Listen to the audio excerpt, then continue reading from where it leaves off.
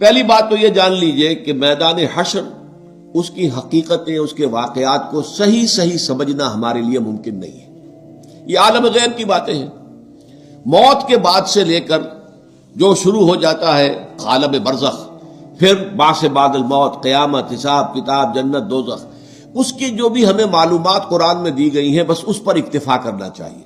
اس کی زیادہ باریکیوں میں نہیں جانا چاہیے، اس لیے کہ اس کی اصل حقیقت ہم نہیں جان سکتے۔ وہ تو وہیں جائیں گے تو کھلیں گی باتیں کہ ہاں یہ بات تھی جو فرمائی گئی تھی، یہ بات تھی جو کہی گئی تھی۔ تو نقشہ کچھ ایسا سامنے آتا ہے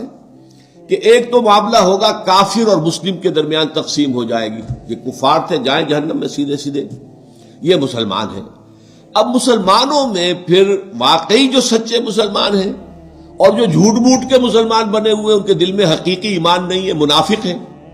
اب ان میں بھی ایک سکریننگ کی جائے گی، ایک چھلنی لگائی جائے گی تاکہ منافق ایک طرف